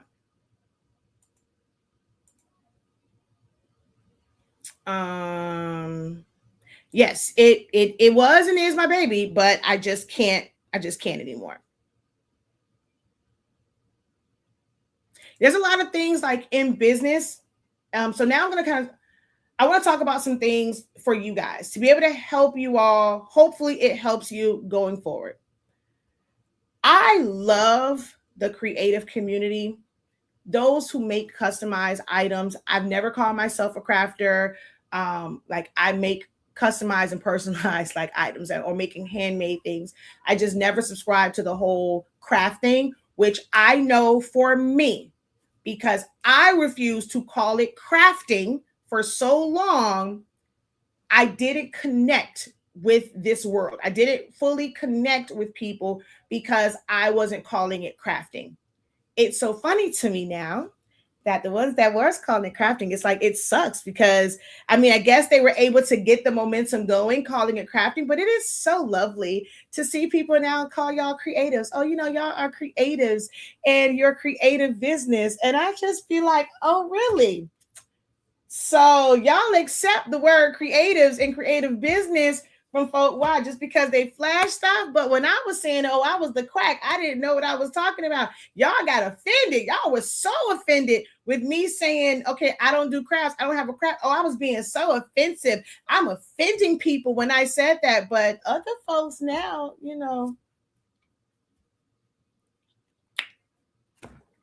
I'm just saying, it's crazy to me what's good for the goose wasn't good for the gander, It's okay though.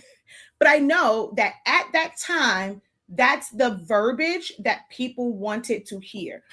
Who I needed to attract, they needed to hear that. And it was very difficult for me to utter those words and present it that way. There was a time where when I dropped my line, there were so many people. It's a great marketing ploy of FOMO, right?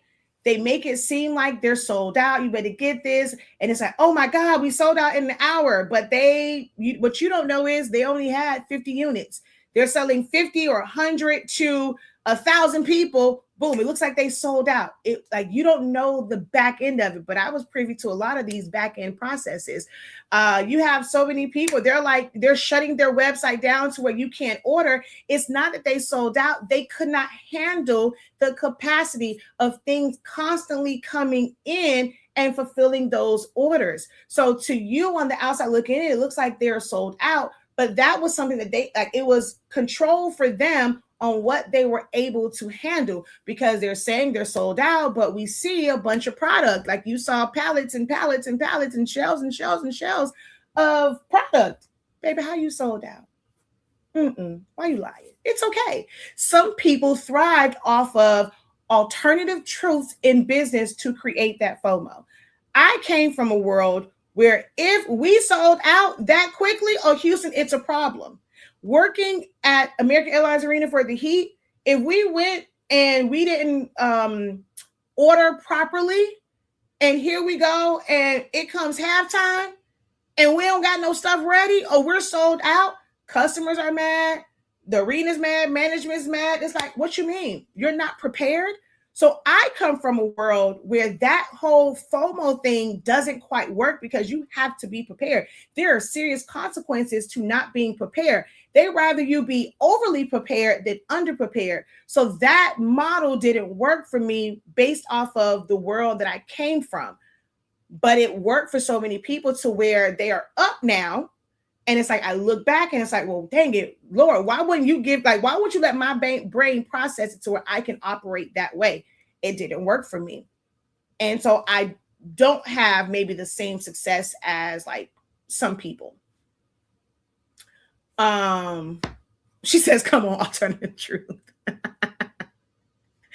But I have found that they want, like, you guys want quick. You want easy. Crafters aren't really looking to run businesses. You put the creative part of it before the business. And that was a struggle for me. I was fighting against what I know to be true in business. And others thinking like they knew what it was to be like successful in business. And I've had so many amazing examples. And so to be right there to get an inside look at these things and knowing what it takes for businesses to be successful. But I'm in a world where I'm trying to introduce this. This is information that you would have to pay and go into debt for. But I have been able to attain some of this information, and I wanted to be able to share it in either a free or more affordable way. And people rejected it because of how it was presented. They wanted quick, fast, and easy. They wanted to skip all the steps and skip to the good parts. And that just didn't work. And I was constantly fighting against that.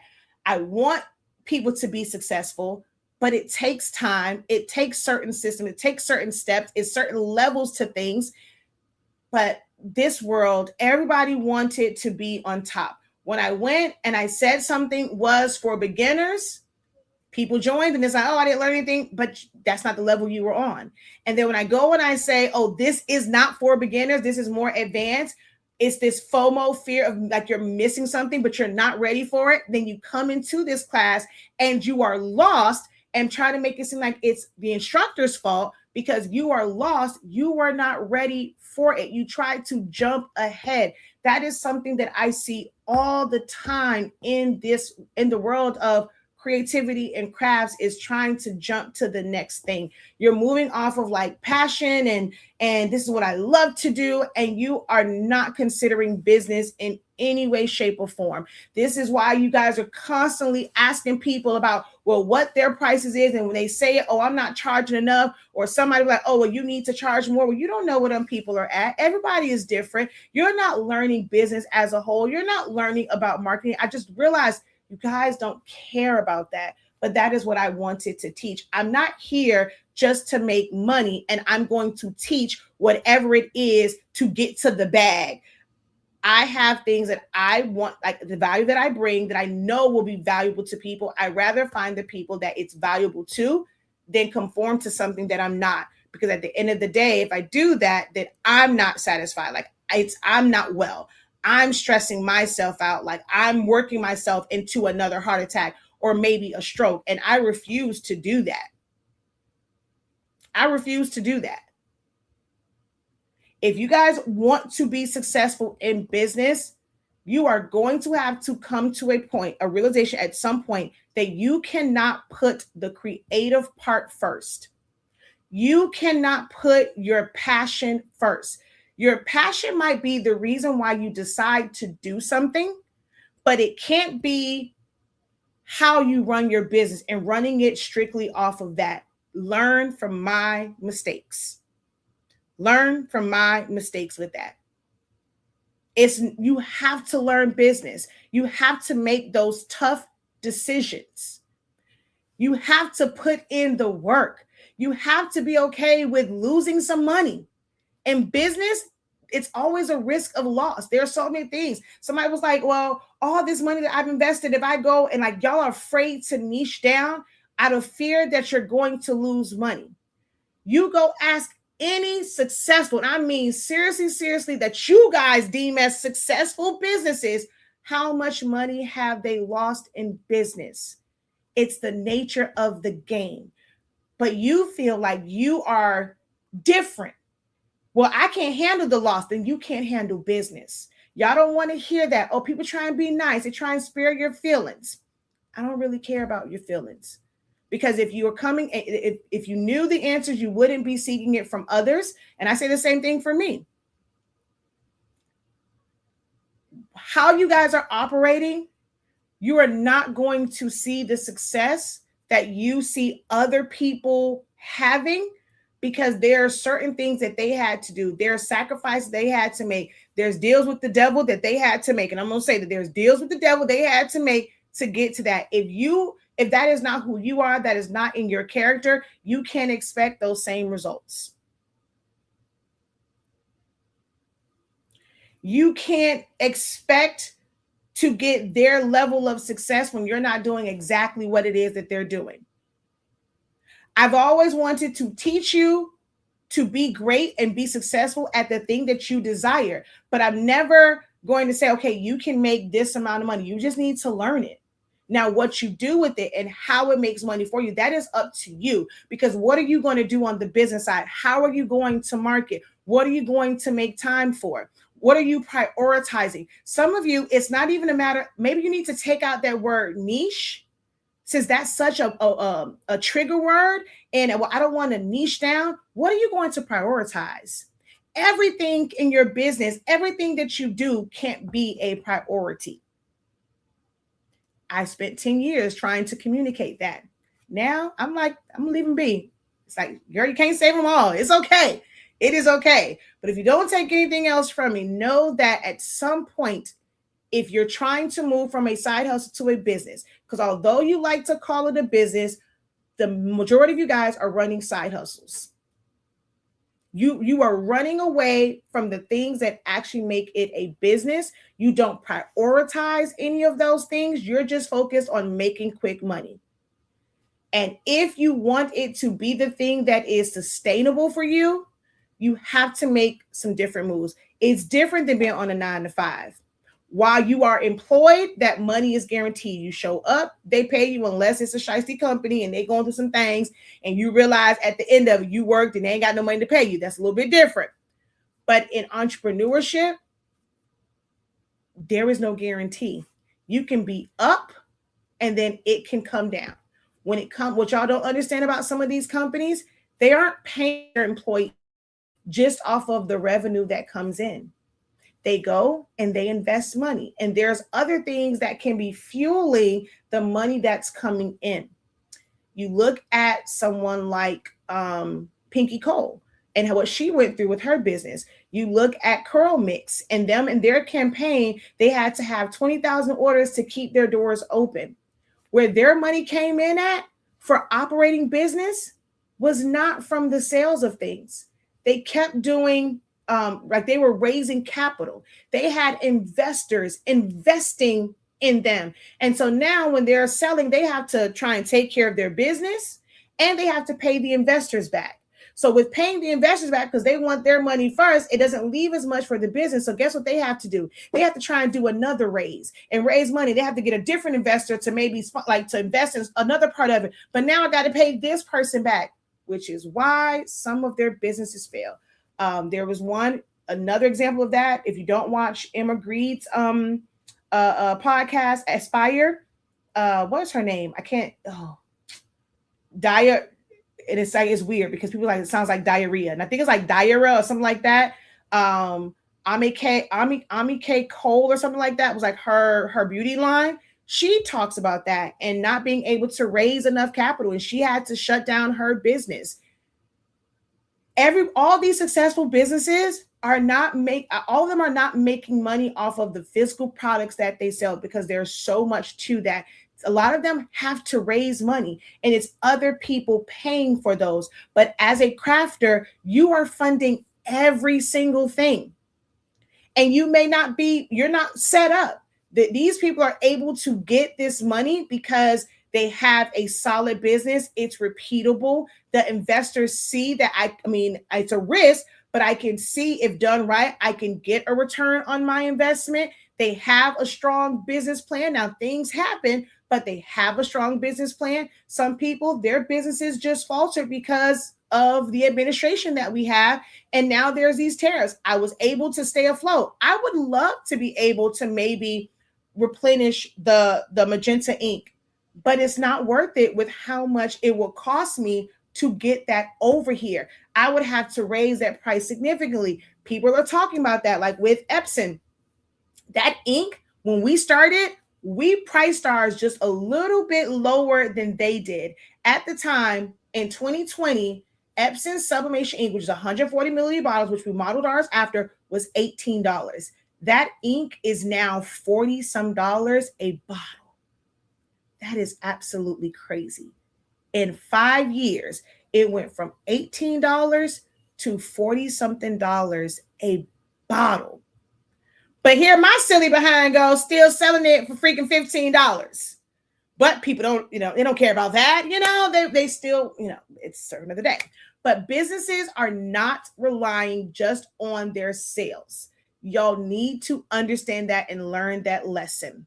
You are going to have to do some other things to be able to really make money work. If it's taking part of your profits and putting it in certain investments and things like that, you use that money to make you more money. You have to leverage the money that you're making in your business for other things, not just to make it to go and spend it. If no one else tells you that, none of that told you on December 29th, 2025 at 11:45 p.m., it is almost impossible to get rich and be super successful just selling the things that you sell, especially when you are hand making them and there is no repeatable process. You do not have a faster way of doing it. Every time you make something, it is the exact same time, the exact same, even though it's the same process, it's always something different. It's not anything that you can do in a mass production type way to where you can get it done. You can buy low and sell higher. Most of you guys are not doing that. And so you're going to be in for a rude awakening in your expectations for business.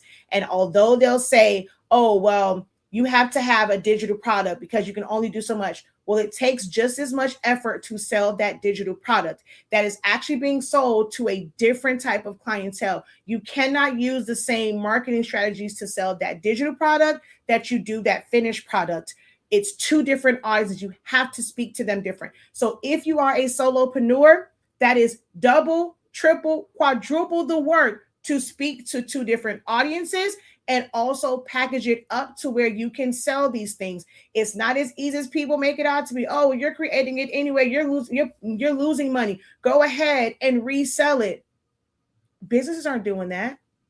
You think Nike is selling the blueprint and the patterns and stuff for their shoes? Okay, they made it once. I'm gonna sell this as a digital product. Some things, yes, it needs to be, but everything that you do in your business, you should not be thinking about how to turn that into a digital product. Learn to be strategic about business. That is what's helping me in business. And I'm seeing a lot more success is I'm being very strategic in how I move. They're not going to tell you that because they want you to be, they want you to keep lining their pockets. I want to get paid for what I do, but everything that I do is to equip you to be self-sufficient. I don't want you to feel like you have to be up under me for forever. I have programs now, like in the chat, it's for Canva. Canva, I'm gonna close on that. I probably will come back and talk about Canva, but I have a link in there for our understanding Canva. I am learning the true power of Canva and how it can help you in your life, your business, like professionally, like if you're on your like regular job, like just so many ways that Canva can be useful and helpful for you. But this time around, I did try something different. You have unlimited access for 6 months, because if you are not disciplined enough to learn these basic things in 6 months and you're taking up all this time, then you have to look at yourself. So I'm being very strategic in how I'm presenting certain offerings and certain price points and certain classes, and that's one of them. You can pay for it in 2-week increments, and that makes it where it's a little, it might be a little bit easier for you to figure out how to come up with 1563, every 2 weeks, than be able to come up with $30-$40 once a month.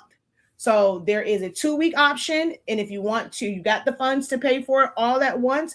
We have a 6-month access. If you're going to pay for it straight out, it's $163.65. If you want to use Klarna, Afterpay, or Affirm, it's $173.65. You get to break that up. It's going to be live sessions. What's beneficial about the live session is not just the content. It's when you're able to show up, it's getting like those questions answered. Even if you can't show up live, we have options where just send your question in. If you had a question about something from the lab, send that question in, email us so that I can add it to the session. And when you are able to watch the playback, because these classes will not happen at night. There is a study hall session in the evening on certain days, but these sessions will take place during the day. They're at 11 a.m.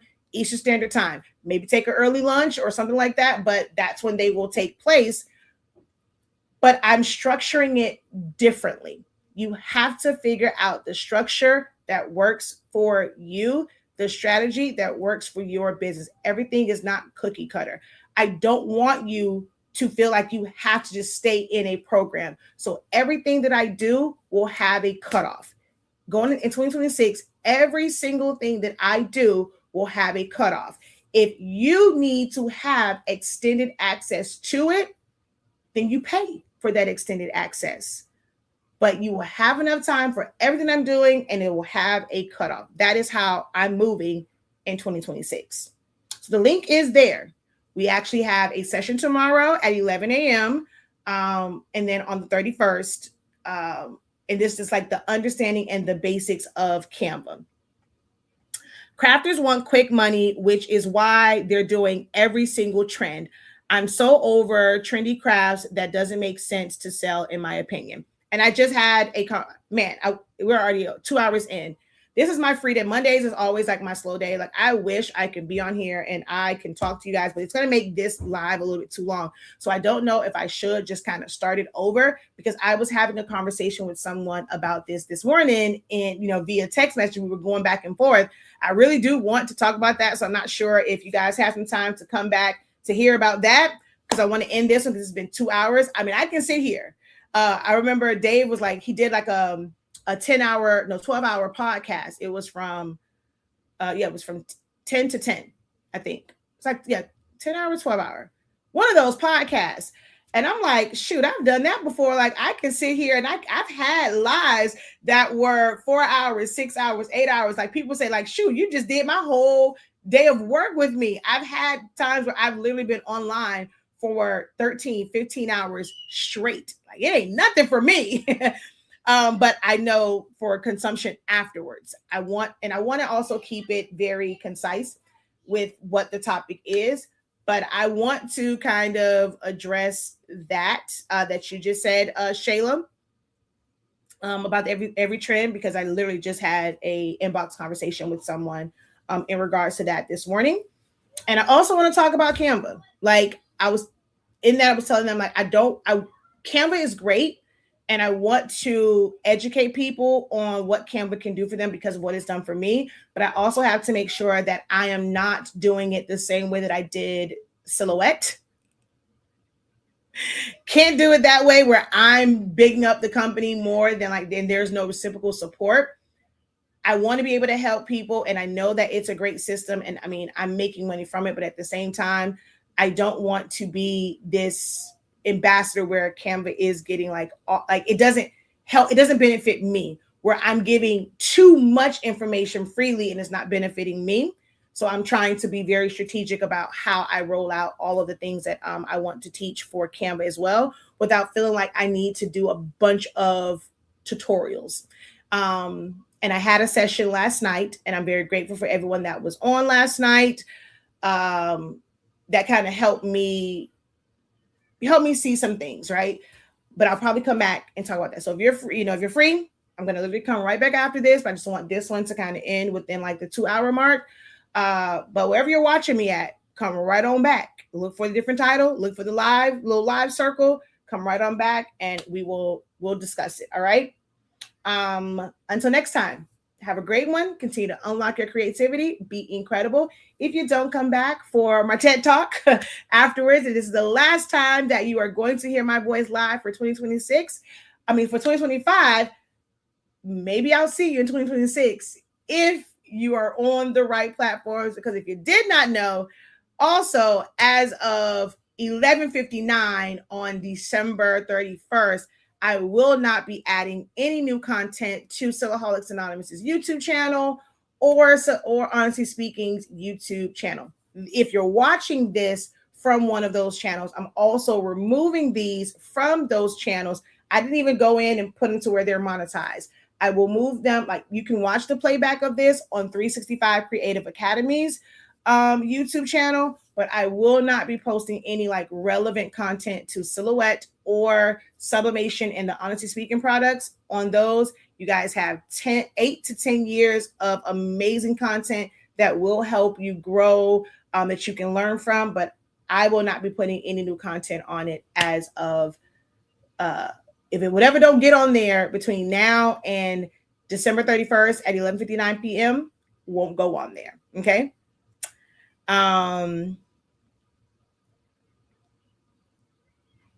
Okay, she says, let's take a short commercial break. I don't want to miss nothing, but I need to make a call. All right, girl. I ain't gonna come right back. So what? Maybe I could get 10 minutes, 15. It's good for you, Shayla. So let's come back.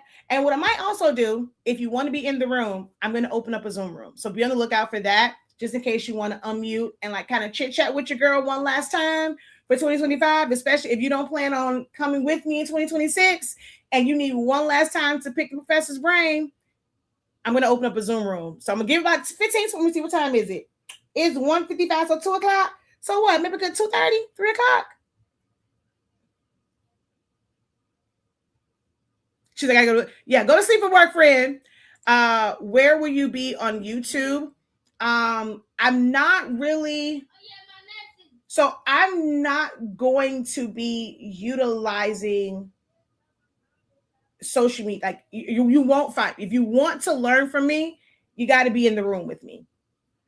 I won't be showing up in the tutorial type form. If I do, it's like me just kind of coming on and me just kind of talking about things, kind of in that way. Or when I'm coming on, I'm being very intentional. If I come on, I'm selling what I'm doing. Like I'm not coming on just to kind of like share and just give all the game away. So 365 Creative Academy is where I will be doing those live broadcasts where I will talk about the program and maybe show finish examples of things like you can learn to do this, but I won't be doing any more tutorials. If you want to learn from me, you got to be in the room with me. I've always still tried to keep it very affordable, but you got to pay for my knowledge. So I'll see you guys in about 15 minutes. All right, y'all. Until next time, have a great one. Continue to unlock your creativity and be incredible. Peace.